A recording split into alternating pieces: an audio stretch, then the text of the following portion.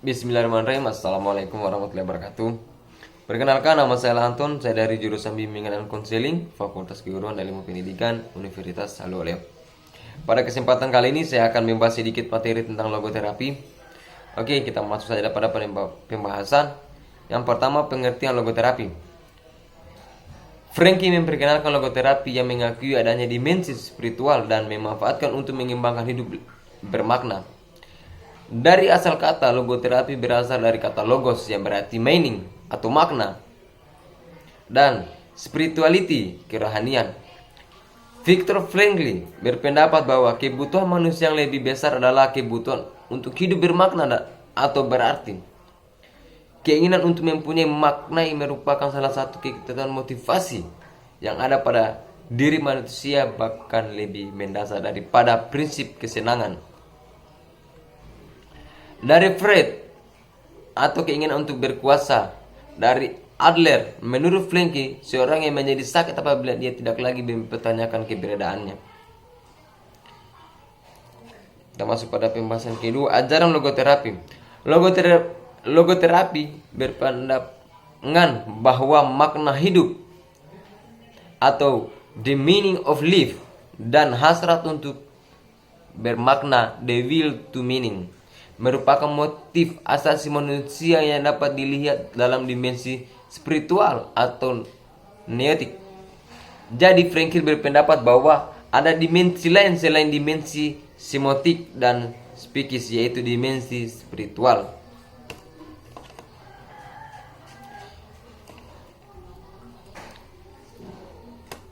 Kita masuk pada pembahasan ketiga, ajaran logoterapi. Dalam logoterapi mempunyai 3 landasan filsafat. Yang pertama, the freedom of will, kebebasan tetapi terbebas.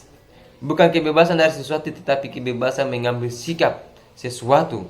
Kebebasan yang dimaksud di sini adalah kebebasan yang bertanggung jawab. 2. The will to meaning,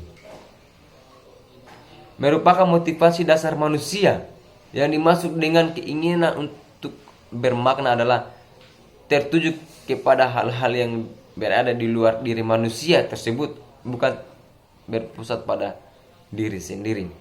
3. The meaning of life, dapat ditemukan oleh manusia dalam kehidupannya, yang termasuk pada saat mengalami penderitaan, rasa bersalah, rasa sakit, kematian.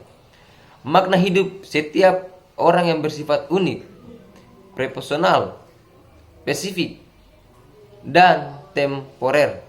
Makna hidup tidak dapat diberikan oleh siapapun, harus ditemukan oleh diri sendiri. Logoterapi sebagai salah satu metode konseling. Dalam logoterapi, pasien dibantu untuk menemukan nilai-nilai baru, mengembangkan filosofi konstruktif dalam kehidupannya. Oleh karena itu, seorang logoterapis tidaklah mengobati gejala-gejala yang tampak pada pasien atau klien secara langsung, akan tetapi mengadakan perubahan sikap neurotik pasien terlebih dahulu.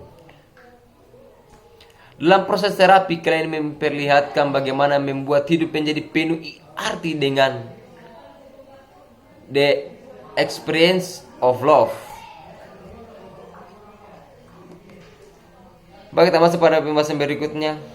Tahapan konseling logoterapi.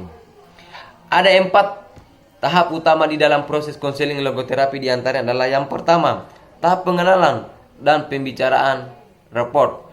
Pada tahap ini diawali dengan menciptakan suasana nyaman untuk konsultasi dengan pembina. Rapport yang makin lama makin membuka peluang untuk sebuah encounter.